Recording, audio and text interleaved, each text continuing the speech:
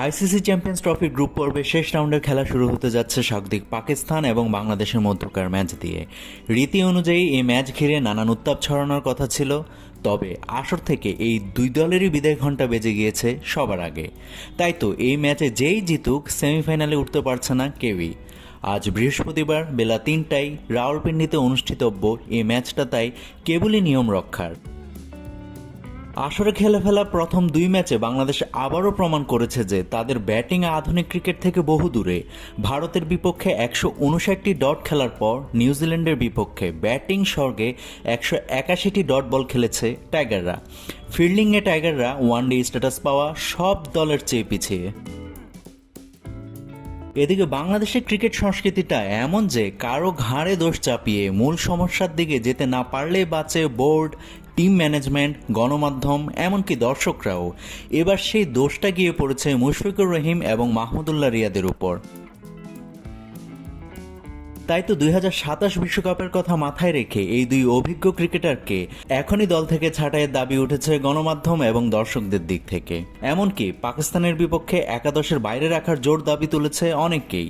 বুধবার সংবাদ সম্মেলনে বাংলাদেশ ক্রিকেট দলের সহকারী কোচ মোহাম্মদ সালাউদ্দিন অবশ্য জানালেন ভিন্ন কথা। তার মতে, যেহেতু টুর্নামেন্ট খেলতে এসেছি, কাউকে সুযোগ দেওয়ার মতো অবস্থা আমাদের নেই। এখানে সেরা ১১ জন নিয়েই মাঠে নামা উচিত। সালাউদ্দিনের কথা স্পষ্ট যে পাকিস্তানের বিপক্ষে মুশফিক এবং রিয়াদ একাদশে থাকবেন। গুঞ্জন আছে যে এটাই এই দুই অভিজ্ঞ ক্রিকেটারের শেষ ম্যাচ হতে যাচ্ছে।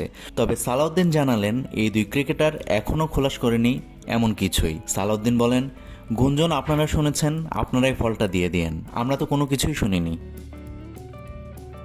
অন্যদিকে কাছাকাছি অবস্থা বিরাজ করছে প্রতিপক্ষ শিবির পাকিস্তানেও। তাদের ব্যাটিং দেখলে মনে হয় সে ৯০ দশকে পড়ে আছে। ফিল্ডিংয়ে সেই একই অবস্থা, হাতে এসে পড়া বল তালবন্দি করতে ব্যর্থ ফিল্ডাররা। মাঝের দিকে কিংবা শেষের দিকে বোলাররা হয়ে যাচ্ছেন এলোমেলো। সব মিলিয়ে আসলে সবচেয়ে বাজে দুই দলের লড়াই দেখতে যাচ্ছে আজ ক্রিকেট বিশ্ব। এই ম্যাচের আগে এই দুদল মুখোমুখি হয়েছিল ৩৯ বার, যেখানে পাকিস্তানের ৩৪ জয়ের বিপরীতে বাংলাদেশের জয় ৫টিতে। তবে আজকের ম্যাচে নাজমুল হোসেন শান্তর দলই এগিয়ে। আইসিসির বৈশ্বিক আসরগুলোতে বহুদিন ধরে গ্রুপ পর্বের শেষ ম্যাচটা যে টাইগারদের জন্য কেবলই নিয়ম রক্ষার হয়ে আসছে, সেদিক বিবেচনায় পাকিস্তান খানিকটা তো পিছিয়েই থাকবে।